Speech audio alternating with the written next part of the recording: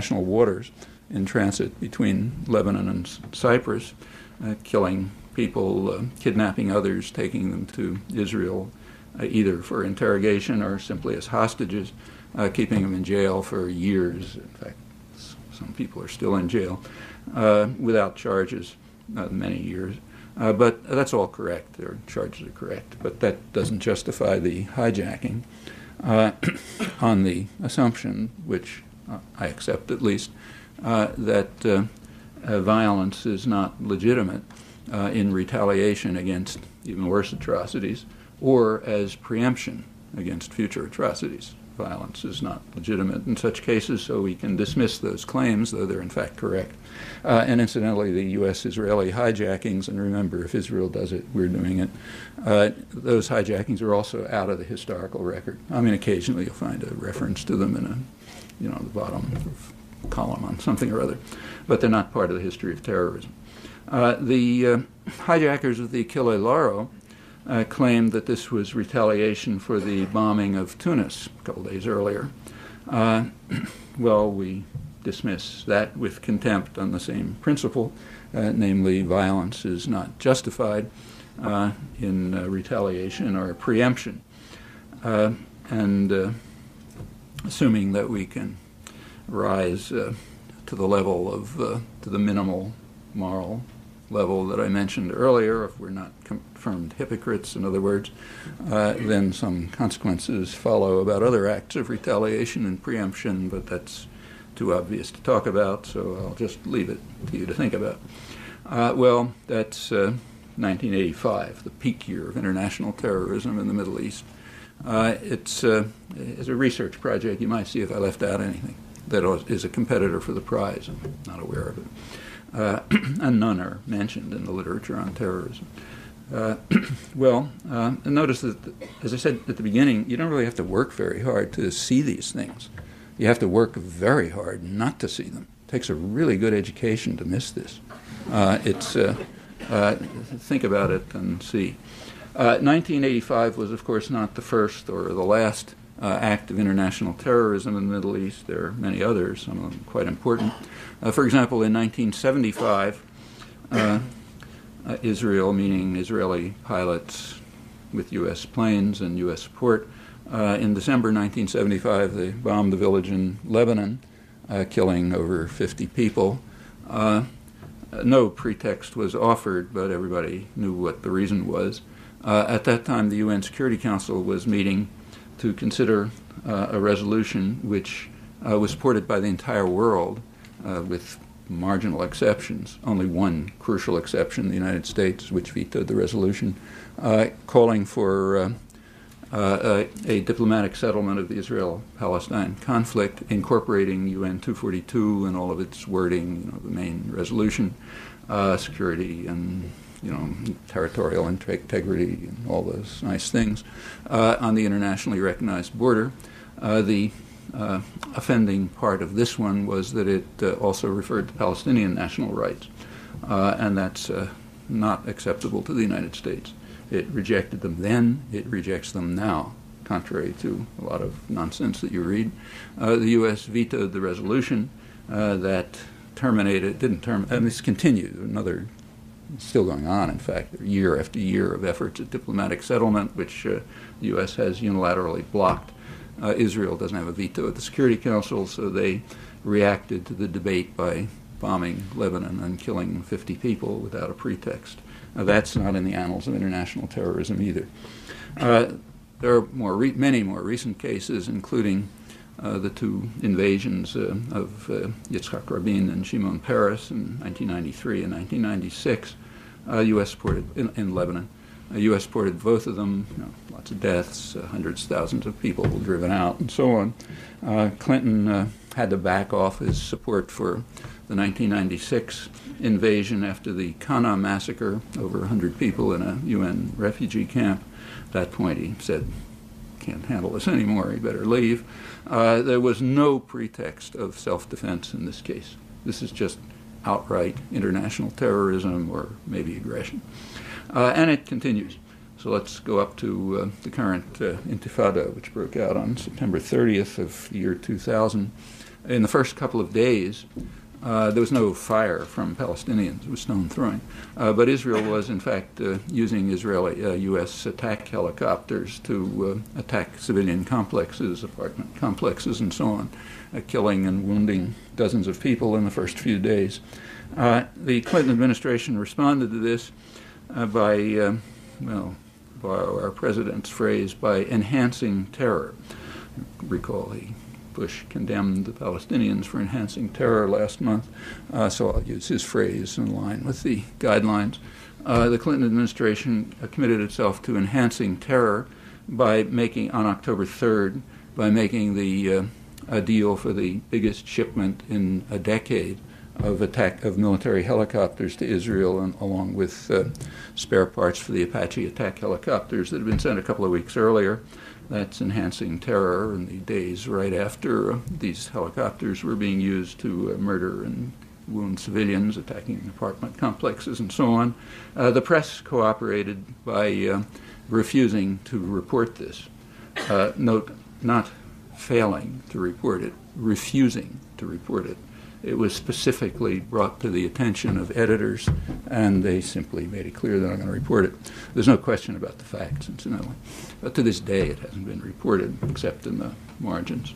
That policy continues. Skip to December 2001, last month, 2 months ago. George Bush was condemning the Palestinians for enhancing terror, and he contributed in the conventional way to enhancing terror, in crucial ways, in fact. On December 15th, the UN Security Council debated a European-initiated resolution calling on both sides to reduce violence and calling for the introduction of international monitors to assist in monitoring a reduction of violence. That's a very important step.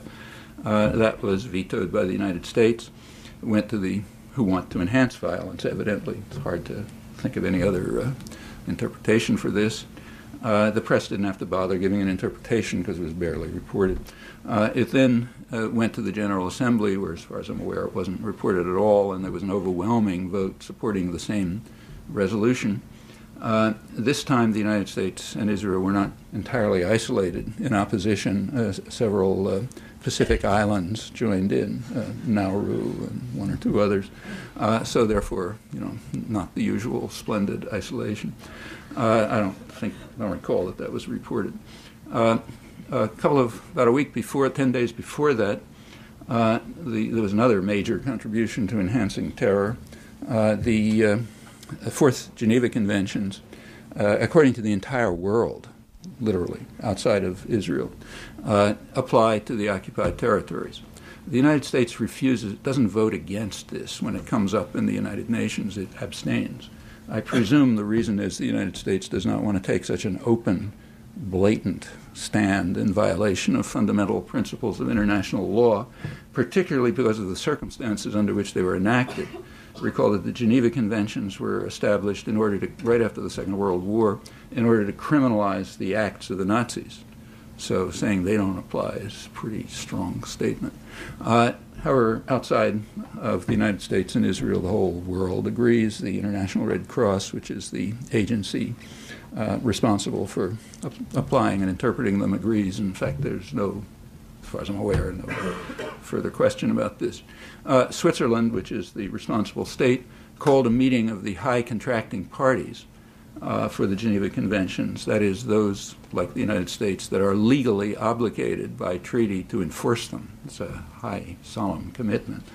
Called a meeting on December 5th in Geneva, and the meeting took place, passed a strong resolution determining that the Geneva Conventions do apply to the occupied territories, which makes illegal just about everything that the United States and Israel do there. They went through the list, settlements, displacement, everything that goes on. The United States boycotted the session. They got another country to boycott them, Australia. According to the Australian press, under heavy U.S. pressure, Australia joined in boycotting them. If the U.S. boycotts it, it's like a negative vote at the Security Council or the General Assembly. didn't get reported, and it's out of history. Okay, but that's another important step to enhancing terror. All of this took place, incidentally, in the midst of a 21-day truce, one-sided truce. Palestinians weren't carrying out any acts, but a couple of dozen Palestinians were killed, including a dozen children. That was right. It was right in the middle of this that these efforts to enhance terror took place. Maybe that's an unfair interpretation, and there's some other motive that I'm not thinking of, but that's what they look like to me. You can think about that. In any event, international terrorism in the Middle East certainly continues, has a long history, and if you look over the record, of course, it's mixed and complicated, but I think you'll find that the balance is pretty much along the lines that I described. In fact, the balance reflects the means of violence available, as it usually does, if you look around the terror. In fact, that's why in the whole range of terror, state terror is far worse than individual terror, for the obvious reason that states have means of violence that individuals don't have, or groups. And that's what you find if you look, I think, overwhelmingly. It's commonly said that terrorism is a weapon of the weak. That's completely false, at least if you accept the official U.S. definition of terror. If you do that, then terror is overwhelmingly the weapon of the strong, like most other weapons. Well, that's history, but all of this stuff is out of history. History is what is created by well-educated intellectuals. And it doesn't have to have any resemblance to that thing called history by naive people. And I think if you check this, you'll find that that's true. Well, that's the Middle East. Let's turn to Central America, the other main focus of the plague by depraved opponents of civilization itself. Here I'll be brief, because at least the core parts are just uncontroversial. At least uncontroversial among people who have minimal regard for international law and international institutions and so on. Actually, the size of that category is very easily estimated. Namely, ask yourself how often what I'm now going to say has appeared in the discussions about the evil plague of terrorism in the past 5 months. Huge flood. How much has been devoted to some uncontroversial cases? Again, uncontroversial if you think the World Court and the Security Council and international law have some significance. Well, in 1986, the International Court of Justice condemned the United States for international terrorism, unlawful use of force, in its war against Nicaragua. Again, I'm going to keep to the guidelines, bend over backwards, allow this to be interpreted just as international terrorism, not the war crime of aggression. So we'll call it international terrorism. The court ordered the United States to terminate the crimes and to pay substantial reparations, presumably billions of dollars. Congress reacted by instantly escalating the war, by new funding to escalate the war. Nicaragua took the matter to the Security Council, which debated a resolution calling on all states to observe international law, mentioning no one, but everyone knew who was meant. The U.S. vetoed it. Nicaragua then went to the General Assembly, which passed similar resolutions in successive years. The United States and Israel opposed. In 1 year, they got El Salvador. All of this is out of history. It has to be. It's just inconsistent with our preferred image of what history is supposed to be. And as I say, you can check how much this has been. These are uncontroversial cases. You can check to see how much it's been referred to recently. And remember who were the individuals responsible. People like Negroponte, proconsul of Honduras, Rumsfeld, special envoy to the Middle East, and so on, and others. Plenty of continuity. Well, the U.S. reacted, as I said, by escalating the war, and also for the first time giving official orders to its mercenary forces to attack what are called soft targets. That's what the Southern Command called them, soft targets, meaning undefended civilian targets, agricultural cooperatives, and so on. That was known. It was discussed in the United States. It was considered legitimate by the left. So Michael Kinsley, who represents the left in mainstream debate, he had an interesting article. He was then editor of the New Republic, in which he said that we shouldn't be too quick to condemn State Department authorization for attacks on undefended civilian targets, because we have to apply pragmatic criteria. We have to carry out cost-benefit analysis and see whether, as he put it, the amount of blood poured in is compensated by a good outcome, namely democracy, what we will determine to be democracy. And what that means you could see by looking at the states next door, like El Salvador and Guatemala, which were okay democracies. And if it passes our test, then it's okay. So in other words, international terrorism is fine, assuming it meets pragmatic criteria, and now across the spectrum, left to right, among we, that is, educated, privileged intellectuals, not the population, of course. In Nicaragua, the population had an army to defend it. It was bad enough. I mean, tens of thousands of people killed, the country practically devastated, may never recover, but it had an army to defend it. In El Salvador and Guatemala, that wasn't true. The army was the state terrorists, the U.S.-supported state terrorists. They were the army. There was nobody to defend the population. And in fact, the atrocities were far worse. Also, they're not a state, so they couldn't go to the World Court and the Security Council to follow legal means, of course, without any effect, because we, people like us, have determined that the world is going to be ruled by force, not by law. And since we have the power, as long as we determine that, a state that tries to follow the legitimate means of responding to international terrorism has nothing to do. But that's our choice, nobody else's choice. You can't blame anyone else on that, for that. In order to carry out, there was, however, enough popular resistance, not elite resistance, but popular resistance to the atrocities there that the U.S. had to resort to an international terrorist network, an extraordinary international terrorist network. Remember, the U.S. is a powerful state. It's not like Libya. Libya wants to carry out terrorist acts. They hire, Carlos the Jackal or something. The United States hires terrorist states. We're big guys.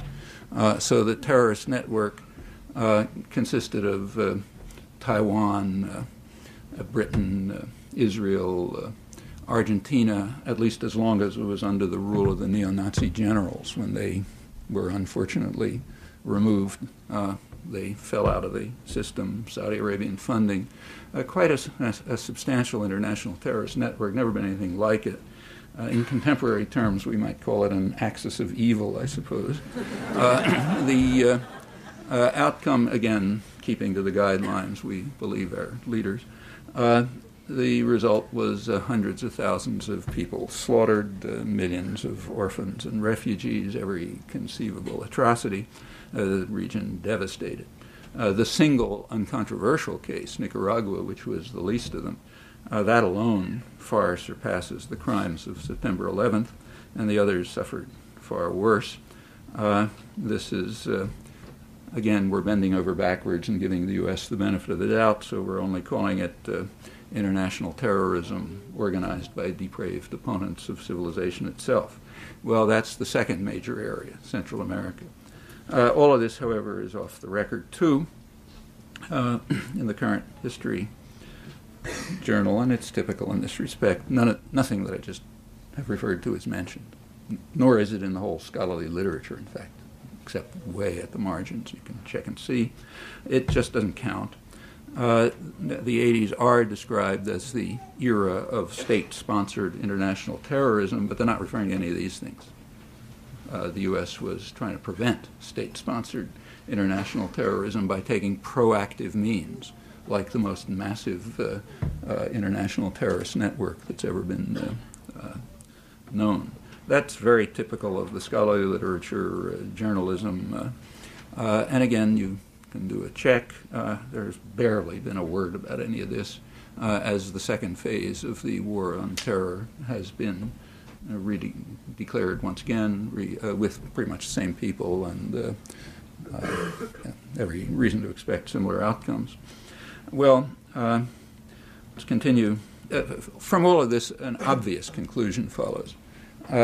There is an operational definition of terrorism, the one that's actually used. It means terror that they carry out against us. That's terrorism. Nothing else passes through the filter. Furthermore, that's, as far as I know, that's a historical universal. I can't find an exception to that. You might try.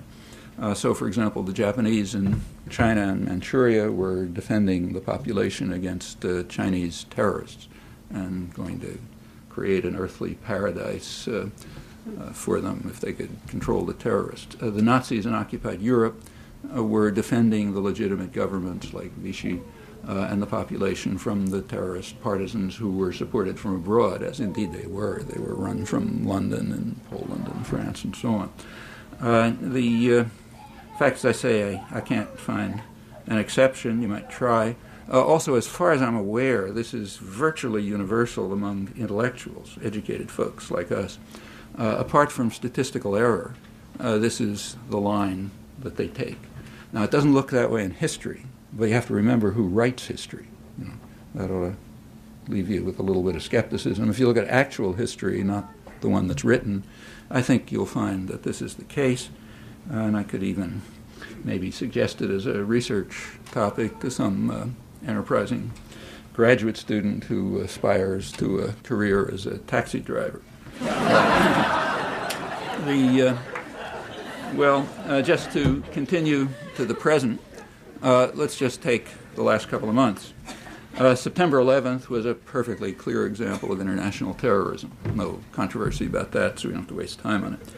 What about the reaction? Well, it turns out the reaction is also an uncontroversial case of international terrorism. Again, let's keep to the guidelines. We'll just listen to what our leaders say.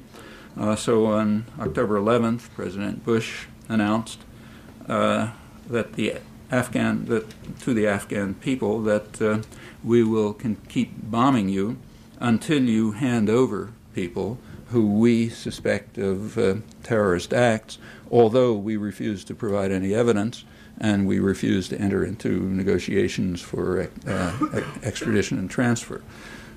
Clear case of international terrorism. On October 28th,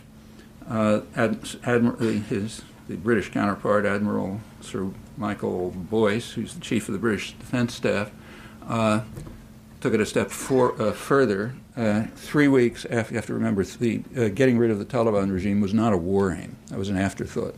And 3 weeks after the bombing began, that was added, presumably so that intellectuals would have something to feel good about or something, I don't know. Anyway, 3 weeks after the bombing, that was added as a new war aim. And Admiral Boyce announced to the Afghan people accordingly, I think this is the first mention of this war aim, that we will continue bombing you until you change your leadership. Okay. First, that was all very prominent, like page 1 of the New York Times in both cases. Two, both cases are textbook illustrations of international terrorism, if not aggression, but we're still bending over backwards. And it's all off the record by the usual convention. We're doing it, so it doesn't count. It's only when they carry out what we officially define as terrorism that it counts. Well, it's easy to go on, but let me just return to the weak thesis. There can't be a war against terrorism, at least against as terrorism is defined in official U.S. documents. It's a logical impossibility. This is a small sample of illustrations. You can go on easily, but it's enough to show that that can't be true. That's the weak thesis. What about the strong thesis, that it's all so entirely obvious that it ought to even be embarrassing to talk about it because it's all right on the surface. Nothing hidden about any of this. Everything I mentioned is perfectly well known. You didn't have to penetrate anything to discover it. No obscure sources, nothing, just the obvious evidence. And it's very easily, you can easily add to it. There's a ton of literature about it for the last 20 years. But that's all off. That literature also can't be discussed because it comes out with the wrong conclusion. So it's treated the same way terrorism is in our intellectual culture. Again, a choice, not a necessity. So we end up with kind of a dilemma. If we're not honest, forget it. If we are honest, there's a dilemma. One possibility is just to acknowledge that we are total hypocrites, that we don't, and then to at least have the decency to stop talking about things like human rights and right and wrong and good and evil and so on, and just say, yeah, we're hypocrites. We have force, and we're going to rule the world by force. Period. Let's forget about everything else. The other option is harder to pursue, but it's imperative. Unless we would like to contribute to still worse disasters that are likely to lie ahead.